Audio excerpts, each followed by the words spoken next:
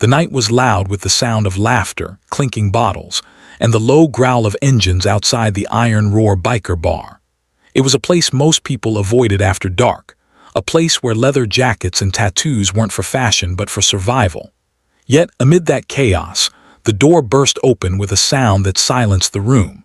Standing there was a little girl, no more than 8 years old, barefoot, trembling and covered in dirt and tears. Her eyes were wide with terror as she clutched a small teddy bear against her chest and whispered the words that froze every biker's heart. "Please, help my mom." If you believe that kindness still exists in this world, hit that like button, share your thoughts in the comments, and subscribe to Kindness Universe for more real and emotional stories that touch your heart. For a few seconds, no one moved. The air grew thick with confusion. The jukebox hummed in the background, but even that sound felt distant now. Then, from a corner table, a tall, rugged man with a graying beard and a heavy leather jacket stood up. His name was Cole Walker, the leader of the Iron Roar Riders. People in town called him many things: outlaw, troublemaker, brute, but few knew the truth about the man behind the scars. He walked toward the little girl, his boots echoing on the wooden floor. "Easy, kid," he said in a rough but gentle voice. "Tell me what happened." The girl could barely breathe between sobs. They took my mom, 2 men, they hurt her and she pointed toward the dark forest road outside. "They dragged her there. Please, sir, help her." Every biker in that bar looked at one another. No one needed to ask what to do. Cole clenched his jaw, threw his beer aside and barked, "Tank, load up the bikes. We're going." Outside, engines roared like thunder across the night. The little girl sat in Cole's truck, wrapped in a leather jacket that dwarfed her small frame, while the gang sped ahead, headlights cutting through the dark forest road. Cole's heart raced as memories flashed back, a time when his own daughter, Emily, had gone missing years ago, never to be found. The same fear he saw in the little girl's eyes now was the one that had haunted him every night since. He swore that if fate ever gave him another chance, he wouldn't fail again. Tonight, that promise would be tested. The bikers followed the girl's directions until they saw a faint flicker of light in an abandoned cabin near the edge of the woods. Cole raised his hand, signaling everyone to stop. The night was eerily quiet except for the hum of crickets. They could hear muffled cries from inside. Cole whispered, "No one moves until I say." Then slowly he approached the door. Inside, 2 men, both rough-looking, with cruel smirks, stood over a woman tied to a chair, her face bruised but her eyes burning with defiance. "You should have kept quiet," one of them sneered. That's when the door flew open with a crash that shook the walls. Cole stormed in, followed by his crew. "You boys picked the wrong night," he growled. Before the kidnappers could react, Tank swung his bat, knocking one of them to the floor. The other tried to run, but another biker blocked his way. Cole untied the woman, his hands trembling with fury and pity. "You're safe now, ma'am," he said softly. But when she looked up at him, whispering a faint "thank you," Cole felt something inside him break, the pain of all the times he couldn't save someone, replaced now with the relief that, at least this time, he could. The woman's name was Mara, and the little girl was Lily, her daughter. Mara had been running from an abusive ex who wouldn't stop hunting them.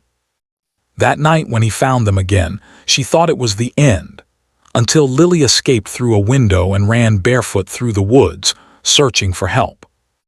When she saw the bright lights and loud laughter from the biker bar, she almost turned back in fear. But something inside told her to keep going. She didn't know who they were, she just hoped someone, anyone, would care enough to listen. And they did. Back at the bar, the bikers brought them food, blankets, and warm smiles that contrasted with their rough exteriors.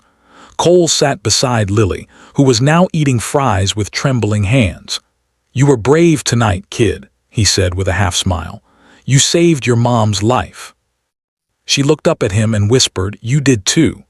Next morning, the police arrived. Cole made sure Mara and Lily were safe before turning to the officers. They knew who he was, they always did, but this time, instead of suspicion, there was respect in their eyes. One officer said quietly, We'll handle the rest, Walker. You did good." As the mother and daughter were taken away in an ambulance, Lily waved at the bikers from the window. "Thank you," she shouted. Cole raised his hand in a silent salute, his eyes wet but proud. When they rode back to the bar, no one said a word for a long time. Finally, Tank muttered, "You think they'll be okay?" Cole looked toward the horizon, where the first light of dawn touched the sky. "Yeah," he said softly, "they'll be okay. Because tonight, the world reminded us that even the toughest hearts still got room for kindness." Weeks passed. Life at the Iron Roar bar returned to its usual rhythm, but the story spread across town, about a little girl who ran to a biker bar and the men who risked everything to protect her.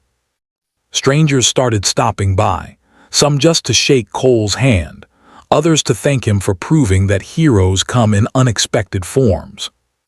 Then one afternoon, as Cole was working on his bike, a familiar voice called out, "Mr. Cole." He turned to see Lily running toward him, her mom close behind. This time she was smiling. She held out a small locket. Inside it was a photo of Lily and Mara with a tiny engraving on the other side, "For the man who brought us home." Cole couldn't speak. He simply pulled her into a hug and whispered, "You already brought me home, kid." Before we wrap up this heart-touching story, if you felt the emotion, courage, and kindness in this tale, don't forget to like, comment, and subscribe to Kindness Universe. Every click helps us share more stories that restore faith in humanity. That night, when the sun dipped behind the mountains, the Iron Roar riders gathered outside, engines humming softly beneath the stars. They didn't talk about what they didn't need to. For them, it wasn't about being heroes or proving anything to the world. It was about remembering that even in the darkest places, light can still find a way in. Sometimes, it comes not from angels or saints, but from people the world never expected to care. Because kindness doesn't always wear a halo. Sometimes it wears leather and rides a Harley. This story is a reminder that compassion can live in the most unexpected hearts. Never judge people by how they look. You never know who might save you when you need it most.